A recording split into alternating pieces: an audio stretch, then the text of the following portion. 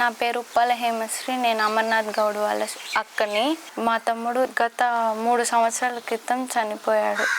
నన్ను కొంతమంది ఆకతాయిలు ఏడ్పిస్తూ ఉంటే ఆ విషయం నేను మా తమ్ముడికి చెప్పాను. మా తమ్ముడు మా ఇంట్లో వాళ్ళకి చెప్తే మేమందరం కలిసి వెళ్ళి అడిగినందుకు మా తమ్ముడిని కొట్టారు.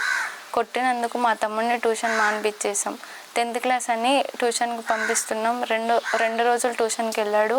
మా తమ్ముడు 3వ రోజు ట్యూషన్కి వెళ్తుంటే ఉదయం 5:30 మధ్యలో ఆపేసి కాళ్ళు చేతులు కట్టేసి నోట్లో గుడ్డలు పెట్టేసి పెట్రోల్ పోసి తగలబెట్టేశారు.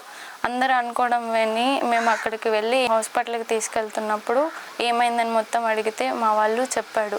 కానీ అప్పుడు వైసీపీ ప్రభుత్వం ఉంది, కేసు ఫైల్ చేయమని వెళ్తే ఎవరు ఫస్ట్ చేయలేదు. తర్వాత మళ్ళీ చేయమని వెళ్తే సరే చూస్తామన్నారు. ఆత్మహత్య చేసుకున్నాడని సృష్టించారు. అయినా ఆత్మహత్య చేసుకోలేదు. వాడు చెప్పాడు వీళ్ళు చేశారు అని. హాస్పిటల్లోకి వెళ్ళిన తర్వాత చనిపోయాడు. చెప్పిన తర్వాత చనిపోయాడు. అది అప్పుడు కూడా కేసు ఫైల్ చేసి వాళ్ళని తీసుకోలేదు, జైల్లో ఏం పెట్టలేదు.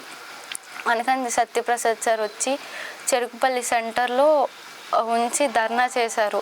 ఇలా మాకు న్యాయం జరగాలి, న్యాయం జరగాల్సిందే, లేకపోతే మేము తీసుకెళ్ళమని చేస్తే అన్నీ చేసినందుకు ఎప్పటికో స్పందించి ఒక 4-5 గంటలు అక్కడే ఎండలో ధర్నా చేసినందుకు వచ్చి సరే ఇల్లు కట్టిస్తాము, ఇంటి స్థలం ఇచ్చి వాళ్ళ అమ్మకి అంగన్వాడీ జాబ్ ఇస్తాము అని చెప్పారు. కానీ వైసీపీ ప్రభుత్వంలో మాకేం న్యాయం జరగలేదు. అప్పటి నుంచి ఇది జరిగిన 4 రోజులకి చంద్రబాబు సార్ మా ఇంటికి వచ్చి మీ కుటుంబానికి మేము అండగా నిలబడతాము అని హామీ నాకు ఇచ్చారు. చంద్రబాబు నాయుడు గారైన సతీమణి భువనేశ్వరి మ్యామ్ నన్ను 1 సంవత్సరం హైదరాబాద్ ట్రస్ట్లో చదివించారు. ఇప్పుడు ప్రజెంట్ నేను బీటెక్ చదువుతున్నాను. నా బీటెక్ మొత్తం అనగానే సత్యప్రసాద్ సార్ నా బాగోగులు మొత్తం సారే చూసుకుంటున్నారు.